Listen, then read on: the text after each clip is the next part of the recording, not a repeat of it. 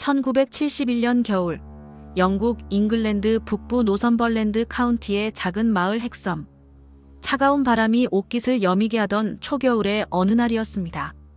이 평화로운 마을의 롭슨 가문에 살고 있던 두 소년, 콜린과 레슬리는 여느 때처럼 집 뒤 정원에서 시간을 보내고 있었습니다.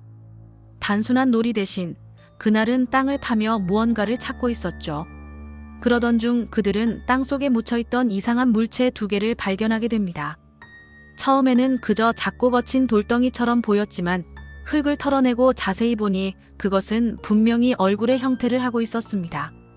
이 돌 조각상들은 각각 약 6cm 높이로 그 조악한 생김새에도 불구하고 묘한 생명력을 담고 있는 듯 했습니다. 눈, 코, 입이 새겨져 있었지만 우리가 흔히 생각하는 인간의 모습과는 거리가 멀었습니다. 어딘가 기괴하고 섬뜩하며 때로는 짐승 같은 표정을 지닌 채였습니다. 마치 인간과 동물의 경계 혹은 이 세계와 다른 세계 사이에 끼어있는 듯한 존재처럼 보였습니다. 소년들은 호기심과 알 수 없는 두려움을 동시에 느끼며 그 돌들을 집으로 가져왔습니다.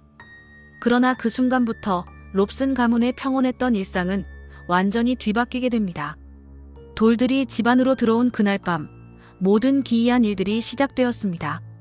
밤이 깊어지고 집안의 모든 불이 꺼진 텅 빈 현관에서 누군가 무거운 발을 질질 끌며 걷는 듯한 툭툭 소리가 들려오기 시작했습니다. 처음에는 롭슨 부부가 아이들이 장난치는 줄 알고 조용히 하라고 타이르기도 했지만 확인해보면 집안에는 아이들뿐 아니라 그 어떤 사람도 없었습니다.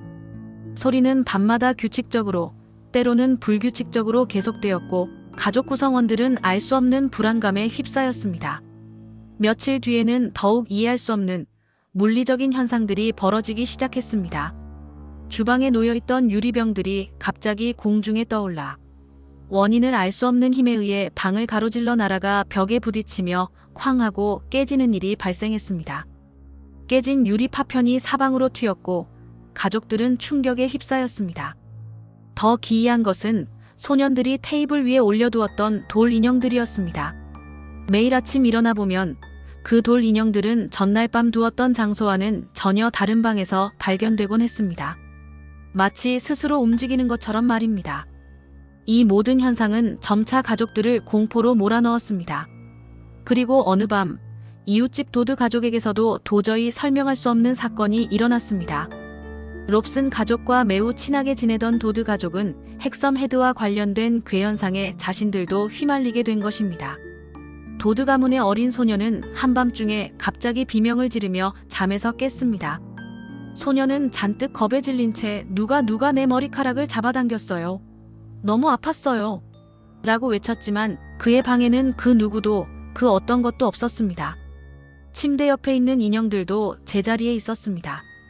하지만 더 충격적인 것은 바로 다음날 새벽 소년의 어머니가 직접 목격한 장면이었습니다. 새벽녘 화장실에 가기 위해 혹은 부엌 조명을 켜기 위해 복도를 지나던 그녀는 문틈 사이로 믿을 수 없는 광경을 목격했습니다. 복도 끝, 어둠 속에서 반은 사람, 반은 양 같은 형체가 흐릿하게 서 있다가 이내 집 밖으로 나서는 모습을 직접 보았다고 증언했습니다. 그 형체는 마치 그림자처럼 희미했지만 그 움직임만큼은 분명했습니다. 며칠 뒤에는 다시 한번 도드 모녀가 침대에 나란히 누워있을 때 그들은 소름 끼치는 경험을 합니다. 침실 문이 천천히, 아주 천천히 삐걱거리는 소리 하나 없이 열리더니 어둠 속에서 두 발로 서 있는 거대한 늑대 같은 존재가 방 안을 훑어보고는 이내 사라졌다고 주장했습니다. 그들은 그것을 뒷다리로 걷는 거대한 짐승이라고 묘사하며 그 눈빛이 마치 먹이를 찾는 듯 섬뜩했다고 덧붙였습니다. 이 기이한 돌 인형들은 결국 롭슨 가족의 불안감을 극대화시켰고 그들은 결국 이 돌들을 다른 사람에게 넘기기로 결정합니다. 하지만 이야기는 여기서 끝나지 않았습니다. 오히려 이때부터 더욱 기묘하고 전설적인 양상으로 전개됩니다. 헥섬 헤드는 켈트 전설 전문가로 국제적인 명성을 얻고 있던 앤 로스 박사에게 전달됩니다.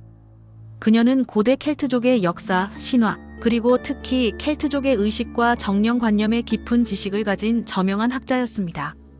하지만 그녀는 철저한 과학자이자 합리주의자였고 초자연적인 존재나 현상을 믿는 사람은 결코 아니었습니다. 그러나 어느 날 아침 로스 박사는 자신의 침대 끝에서 느껴지는 기묘하고 섬뜩한 인기척에 잠에서 깨어 눈을 떴습니다. 그리고 그 순간 그녀는 자신의 숨이 멎을 뻔했다고 회고합니다. 침대 끝에 반은 동물, 반은 인간의 형태를 한 도드. 가족이 묘사했던 바로 그 늑대 같은 존재가 서 있었던 것입니다. 그 형체는 로스 박사와 눈이 마주치자마자 천천히 몸을 돌려 방 밖으로 걸어 나갔습니다. 로스 박사는 처음에는 두려움에 몸이 굳었지만 이내 망설임을 떨쳐내고 그 형체의 뒤를 쫓았습니다. 그 존재는 복도를 따라 부엌 방향으로 걸어갔고 그녀가 거의 다다르기 직전 그림자처럼 스르륵 사라져 버렸습니다. 마치 처음부터 그곳에 없었던 것처럼 말입니다. 그 후로도 로스 박사는 자신의 집안 여러 곳에서 그 늑대 같은 형상을 반복해서 목격했다고 기록했습니다. 때로는 복도 끝에 흐릿하게 서 있다가 때로는 서재 문간에 잠시 모습을 보였다가 사라지기도 했습니다. 가장 섬뜩했던 순간은 등 뒤에서 느껴지는 차가운 기운, 마치 누군가가 바로 뒤에 서 있는 듯한 느낌으로 그 존재를 감지한 적도 있었다고 말했습니다. 이러한 경험들은 냉철한 학자였던 로스 박사의 세계관을 뿌리째 흔들기에 충분했습니다. 충격은 여기서 끝나지 않았습니다. 어느 날 퇴근하고 돌아오자 딸 베레니스가 얼굴이 창백해진 채 온몸을 떨고 있었습니다. 어머니를 보자마자 베레니스는 울먹이며 말했습니다. 학교에서 돌아온 뒤 계단을 오르다가 위층 난간 너머로 거대한 늑대 같은 형체가 복도로 뛰어드는 것을 보았다는 것입니다. 베레니스의 묘사는 로스 박사가 보았던 것과 정확히 일치했습니다. 더욱 놀라운 것은 베레니스가 묘사한 그 늑대 같은 형상이 1904년 핵섬 일대에서 가축들을 무참히 죽이고 사라졌던 정체불명의 핵섬 늑대의 전설과 놀랍도록 정확히 일치했다는 점입니다. 지역 주민들 사이에서 구전되던 이 전설 속 늑대는 단순한 동물이 아니라 마치 악마와 같은 존재로 묘사되었으며 그 흔적은 여전히 마을 사람들의 기억 속에 남아 있었습니다. 로스 박사는 이 모든 섬뜩한 경험들이 자신이 소유한 핵섬 헤드라는 돌인형과 불가분의 관계에 있다고 확신하게 되었습니다. 그녀는 더 이상 이 현상들을 단순한 우연이나 환각으로 치부할 수 없었습니다. 결국 그녀는 자신의 집안에 있던 모든 켈트, 머리 조각상들과 문제의 핵섬 헤드를 집 밖으로 내보내기로 결심합니다. 그리고 놀랍게도 그 즉시 롭슨 가문과 도드, 가문에서 발생했던 모든 괴현상이 로스 박사의 집에서도 거짓말처럼 멈췄습니다. 더 이상 늑대 같은 형체는 나타나지 않았고 기이한 소리나 물건이 움직이는 일도 없었습니다. 핵섬 헤드가 집 밖으로 나간 순간 마치 마법처럼 평화가 찾아온 것입니다. 이 돌인형은 이후 영국의 권위 있는 기관인 대형 박물관에 기증됩니다. 학술적 가치와 미스터리한 배경 때문에 박물관은 이 돌을 소장하기로 결정한 것이죠. 그러나 이곳에서도 이상한 목격담은 계속됩니다. 핵섬 헤드가 전시된 지 얼마 지나지 않아 박물관 직원들이 전시실 근처에서 늑대 같은 그림자가 스쳐 지나가는 것을 목격하기 시작했습니다. 처음에는 단순한 착시 현상이나 피로감 때문이라고 생각했지만 목격자들이 점차 늘어나면서 단순한 해프닝으로 치부하기 어려워졌습니다. 심지어 새벽에 야간 순찰을 돌던 직원 한 명은 유리, 전시관 앞에서 짙은 그림자 형태의 습격자를 봤다고 주장하며 큰 충격을 받았습니다. 그는 그 존재가 자신을 노려보는 듯한 느낌을 받았다고 진술했습니다.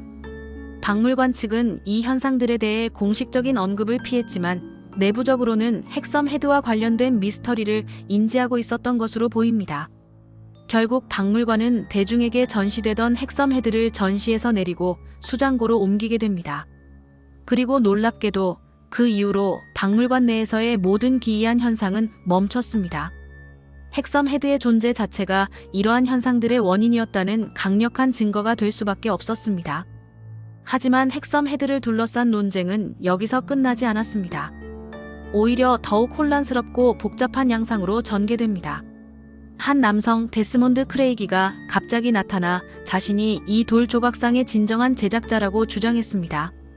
그는 자신이 1956년에 딸을 위해 장난감으로 만들어 정원에 묻어둔 것이라고 말하며 이 모든 미스터리는 자신이 만든 단순한 돌 장난감 때문에 벌어진 오해라고 주장했습니다. 하지만 그의 주장은 곧바로 신빙성을 잃게 됩니다. 그가 자신의 주장을 뒷받침하기 위해 제시한 복제품들은 원본 핵섬 헤드와 그 생김새, 재질, 그리고 조악한 느낌까지도 전혀 닮지 않았습니다. 전문가들은 그의 주장을 일축하며 핵섬 헤드의 제작 기술과 형태가 크레이기의 복제품과는 현저한 차이가 있음을 지적했습니다. 학자들 사이에서도 핵섬 헤드의 기원에 대한 논쟁은 뜨거웠습니다. 일부 학자들은 이 물건은 조각이 아니라 특정 재료를 이용해 인공적으로 성형된 것이라는 분석을 내놓았습니다. 반면 다른 학자들은 아니다. 이는 고대 켈트족의 방식대로 수작업으로 만들어진 조각상이며 시간의 흐름에 따라 표면이 변형된 것이라는 반박을 제시했습니다. 서로 다른 주장들이 엇갈리며 핵섬 헤드의 정확한 기원을 규명하는 데 실패했습니다. 현대 과학으로는 그 제작 방식이나 재질을 명확히 밝혀내기 어려웠던 것입니다. 결국 원본 핵섬 헤드는 대형 박물관 수장고에 보관되어 있다가 어느 시점부터 흔적 없이 사라져버렸습니다. 누가 가져갔는지, 어디에 있는지 그 누구도 알지 못합니다. 마치 처음부터 세상에 존재하지 않았던 것처럼 핵섬 헤드는 다시금 미스터리 속으로 사라졌습니다. 이 모든 사건이 더욱 섬뜩한 이유는 단 하나입니다.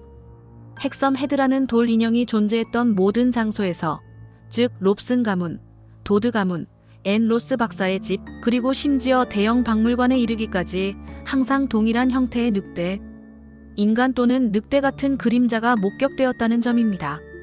이 일관된 목격담은 핵섬 헤드가 단순한 돌 조각상이 아님을 강력하게 시사합니다. 고대 켈트족은 인간의 머리 조각을 영혼의 그릇이라고 믿었습니다. 그들은 머리가 인간의 영혼과 지혜를 담고 있는 신성한 부위라고 생각했으며 돌로 만든 머리 조각상에 영혼이 깃들 수 있다고 믿었습니다.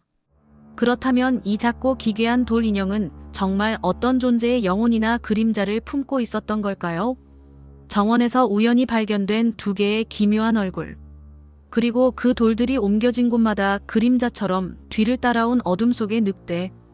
이 모든 기이한 현상들과 전설, 그리고 미스터리는 우리에게 깊은 질문을 던집니다.